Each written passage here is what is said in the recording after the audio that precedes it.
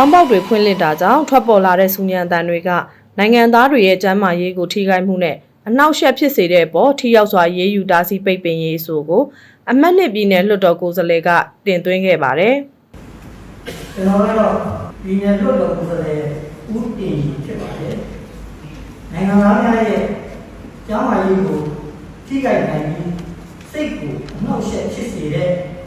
တာရေးနာရေးဘာသာရေးပွဲတော်များမှာအတွဲလိုက်ဆောင်းပေါက်များဖွင့်လှစ်ပြီးစူညံတန်များဖြင့်နှောက်ယှက်ပြုမှုများထိရောက်စွာအရေးယူတားဆီးပိတ်ပင်ရေးအဆိုကိုတင်သွင်းသွားမှာဖြစ်ပါတယ်။ဇွန်လ9ရက်နေ့ကပြုလုပ်ခဲ့တဲ့တတိယအကြိမ်မွန်ပြည်နယ်လွှတ်တော်ဒုတိယပုံမှန်စည်းဝေးပထမနေ့မှာဘီလင်းမဲဆန္ဒနယ်အမှတ်နှစ်ပြည်နယ်လွှတ်တော်ကိုယ်စားလှယ်ဦးတီရီကတင်သွင်းခဲ့တာဖြစ်ပါတယ်။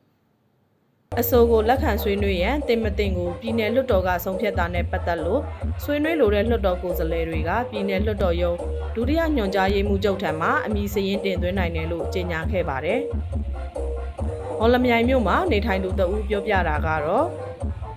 ဒီလိုဖွင့်နေတာပတ်ဝန်းကျင်ကနေမကောင်းတဲ့လူတွေအတွက်အဆင်မပြေပါဘူး။ဒီအတွက်လည်းအခုလိုလွှတ်တော်မှာတင်သွင်းတာကိုကျေးဇူးတင်ပါတယ်။သက်ဆိုင်ရာကလည်းဒီအတွက်အများဆုံးကြေညာချက်တစ်ခုချမှတ်တင်ပါတယ်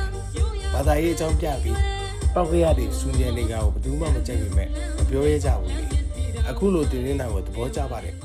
။မြန်မာနိုင်ငံရဲ့မွန်ပြည်နယ်နဲ့ AR တိုင်းမှာလော့စပီကာတွေဖွင့်လှစ်ပြီးပြိုင်ဆိုင်ကြတာတွေရှိနေပြီးအဆိုပါစူညံတန်တွေကြောင့်တက်ကြီးရွယ်အိုနဲ့နေထိုင်မကောင်းဖြစ်သူတွေအတွက်အဆင်မပြေမှုတွေရှိနေပေမဲ့အရေးယူမှုတွေမရှိသေးဘူးလို့ဒေသခံတွေကပြောပါတယ်။တတိယအကြိမ်မွန်ပြည်နယ်လွှတ်တော်ဒုတိယပုံမှန်အစည်းအဝေးဒုတိယနေ့ကိုတော့ဇွန်လ12ရက်မနက်10:00နာရီချိန်မှာကျင်းပသွားမှာဖြစ်တယ်လို့သိရပါတယ်။